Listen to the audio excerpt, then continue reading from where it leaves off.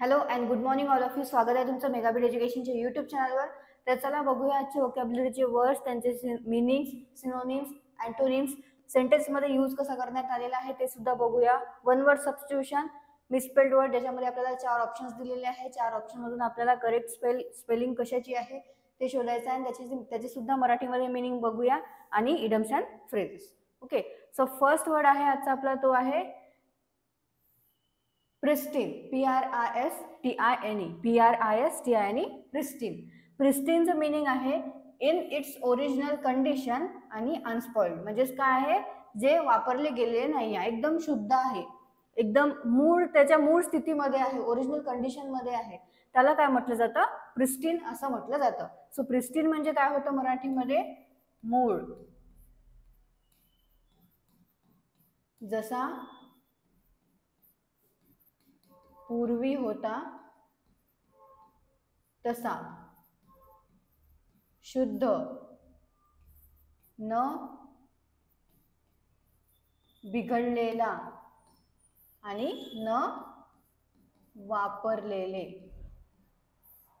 तर प्रिस्टीन म्हणजे काय होतं, इन इट्स ओरिजिनल कंडिशन, म्हणजे त्याच्या मूळ कंडिशन मध्ये असलेले, ओरिजिनल कंडिशन मध्ये असलेले, आणि अनस्पॉइल्ड म्हणजे जे कधी वापरले गेलेले नाही, कधी ते बिघडवले गेलेले नाही. मूळ जसं पूर्वी होता तसं, शुद्ध, न बिघडलेला किंवा न वापरलेला, हे याचं मराठीमध्ये मिनिंग होतं. सिनोनिम्स आहेत अनटच्ड, प्युअर आणि इमॅक्युलेट. आणि अँटोनिम्स आहेत पॉल्युटेड, डर्टी आणि करप्टेड. परत एकदा सिनोनिम्स आणि अँटोनिम्स बघूया आपण. सिनोनिम्स काय आहेत प्रिस्टीनचे, तर अनटच्ड, प्युअर आणि इमॅक्युलेट. आणि अँटोनिम्स आहेत पॉल्युटेड, डर्टी आणि करप्टेड. सेंटेन्स मध्ये कसं यूज करण्यात आलेलं आहे आता प्रिस्टीनला, the hikers admired the pristine beauty of the lake. Okay, so आता या सेंटेन्सचा मराठीमध्ये अर्थ काय होतो, तर हायकर्स म्हणजे काय होतं, गिर्यारोहक.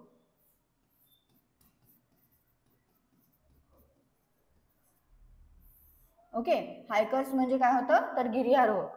तर गिर्यारोहकांनी तलावाच्या नितांत सौंदर्याचे कौतुक केले, असं या सेंटेन्सचा मराठीमध्ये अर्थ होतो. परत एकदा सांगते तुम्हाला, the hikers admired the pristine beauty of the lake, म्हणजेच गिर्यारोहकांनी काय केलेले आहे, तलावाच्या नितांत सौंदर्याचे कौतुक केले आहे, असा सेंटेन्सचा मराठीमध्ये अर्थ होतो. नेक्स्ट बघूया वर्ड. नेक्स्ट वर्ड आहे रिलिंक्विश. रिलिंक्विशचं मिनिंग आहे voluntarily cease to keep or claim आणि गिव्ह अप. म्हणजेच काय करणे, तर त्याग करणे, सोडून देणे, त्याला म्हटलं जातं रिलिंक्विश. किंवा कोणाला तरी ते सोपवून देणे, त्याला म्हटलं जातं रिलिंक्विश. सो मराठीमध्ये रिलिंक्विशचा काय अर्थ होतो, परित्याग करणे किंवा सोडणे, सोडून देणे, म्हणजे काय होतं, रिलिंक्विश. सिनोनिम्स आहेत सरेंडर, गिव्ह अप आणि रिनाउन्स. आणि अँटोनिम्स आहेत रिटेन, होल्ड आणि मेंटेन. आता सेंटेन्स बघूया आपण. सेंटेन्स मध्ये रिलिंक्विशला कसं यूज करण्यात आलेलं आहे. He relinquished control of the company to his son. तर या सेंटेन्सचा मराठीमध्ये काय अर्थ होतो, त्याने कंपनीचे नियंत्रण त्याच्या मुलाला सोपवले. मी जसं तुम्हाला सांगितलं होतं, रिलिंक्विश म्हणजे काय होतं, परित्याग करणे, सोडणे किंवा सोडून देणे. आणखी काय होते, सोपवून देणे. तर या सेंटेन्स मध्ये कसं यूज झालेलं आहे रिलिंक्विश, तर he relinquished control of the company to his son, म्हणजेच त्याने कंपनीचे नियंत्रण त्याच्या मुलाला सोपवले. तर इथे सोपवले म्हणून यूज करण्यात आलेला आहे रिलिंक्विशला. ओके, तर आणखी काय अर्थ होतो रिलिंक्विशचा, सोपवणे.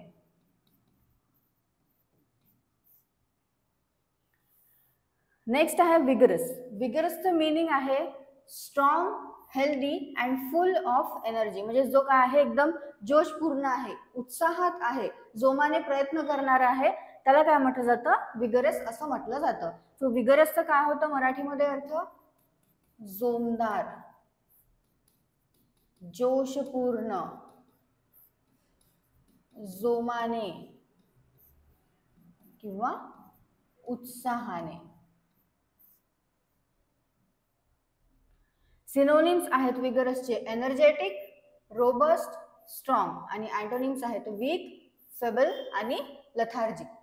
परत एकदा बघूया काय होतं. विगरसचं मिनिंग आहे strong, healthy and full of energy. म्हणजे काय होतं, तर जोमदार, जोशपूर्ण, जोमाने आणि उत्साहाने. सिनोनिम्स आहेत एनर्जेटिक, रोबस्ट आणि स्ट्रॉंग, आणि अँटोनिम्स आहेत वीक, फेबल आणि लेथार्जिक. सेंटेन्स मध्ये बघूया आता विगरसला कसं यूज केलेलं आहे. The team put in a vigorous effort during practice. सेंटेन्सचा मराठीमध्ये अर्थ असा होतो की सराव करताना संघाने जोरदार प्रयत्न केले. काय होतो सेंटेन्सचा अर्थ? The team put in a vigorous effort during practice म्हणजे सराव करताना संघाने जोरदार प्रयत्न केले. नेक्स्ट बघूया. नेक्स्ट वर्ड आहे अबंडंट. अबंडंटचं मिनिंग आहे existing or available in a large quantity, म्हणजे भरपूर प्रमाणात काय असणे? अवेलेबल असणे. ओके, त्याला म्हटलं जातं अबंडंट. सो मराठीमध्ये काय अर्थ होतो अबंडंटचा? भरपूर,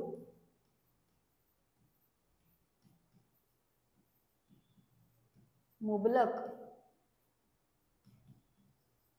विपुल, मोठ्या प्रमाणात उपलब्ध. आणखी काय होतं? गरजेपेक्षा जास्त.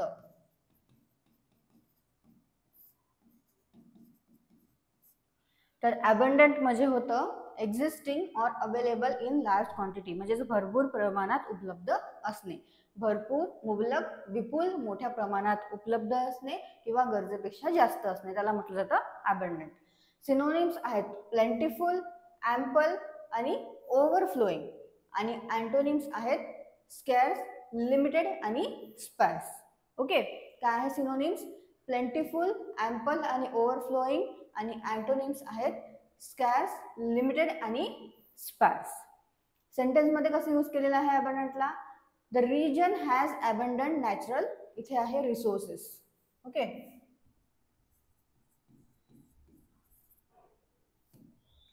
तर काय आहे sentence? The region has abundant natural resources. तर या सेंटेन्सचा मराठीमध्ये काय अर्थ होतो? या प्रदेशात मुबलक नैसर्गिक संसाधने आहेत. ओके, काय आहे? The region has abundant natural resources म्हणजे या प्रदेशात मुबलक नैसर्गिक संसाधने आहेत, असा सेंटेन्सचा मराठीमध्ये अर्थ होतो. ओके, नेक्स्ट बघूया वन वर्ड सबस्टिट्यूशन. त्यामध्ये फर्स्ट आहे अँथ्रोपोलॉजी. अँथ्रोपोलॉजी म्हणजे काय होतं? The study of human behaviour and societies. तर मानवांचं बिहेवियर आणि सोसायटी बद्दलचं जे अभ्यास असतो, शास्त्र असतं, त्याला म्हटलं जातं अँथ्रोपोलॉजी इंग्लिशमध्ये. आणि मराठीमध्ये काय म्हटलं जातं अँथ्रोपोलॉजीला? मानव वंशशास्त्र. ओके, मराठीमध्ये म्हटलं जातं मानव वंशशास्त्र. आणखी काय म्हटलं जातं? तर मानवाचा उगम, विकास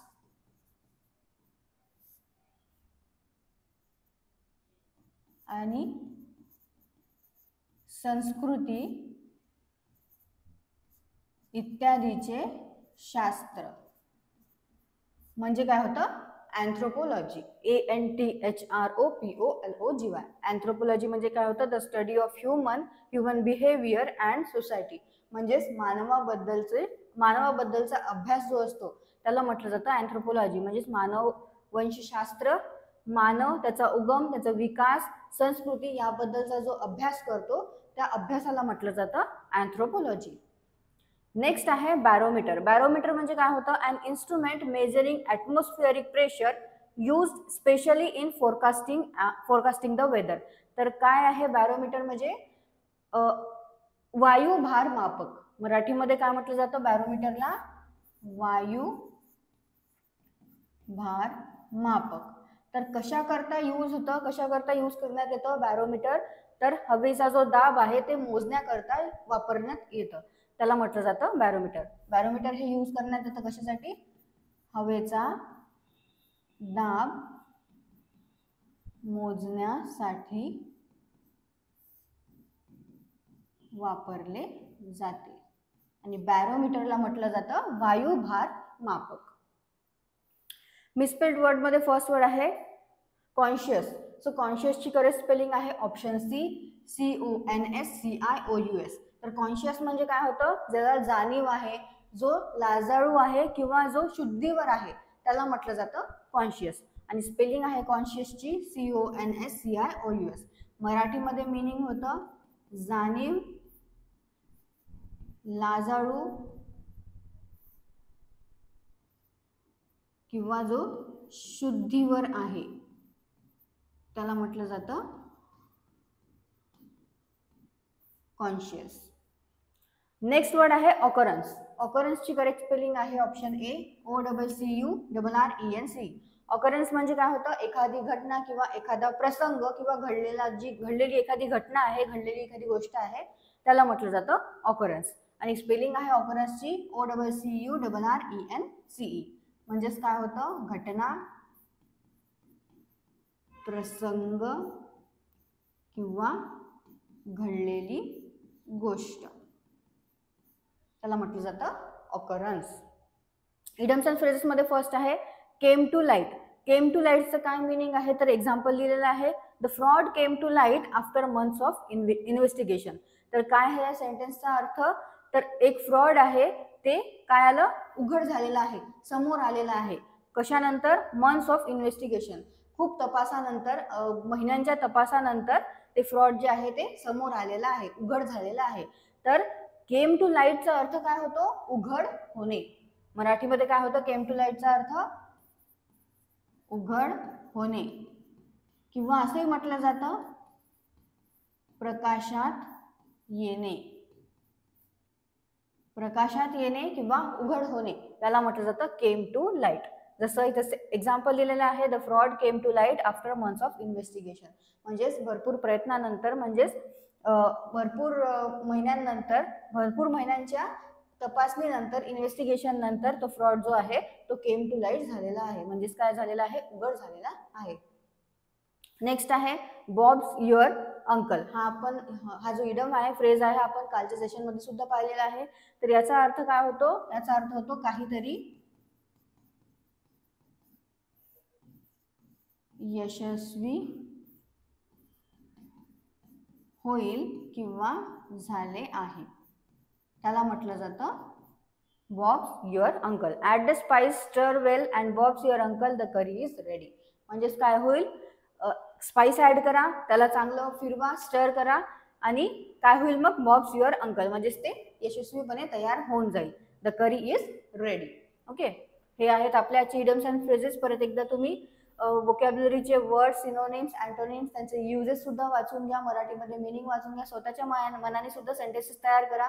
जे सिनोनिम्स आहे ते वर्ड घेऊन किंवा जे वर्ड आहे त्याच वर्डला घेऊन सेंटेन्सेस तयार करत चला. वन वर्ड सबस्टिट्यूशन सुद्धा वाचा. आजचं जे होतं अँथ्रोपोलॉजी आणि बॅरोमीटर, हे दोन आपले वर्ड होते वन वर्ड सबस्टिट्यूशनचे.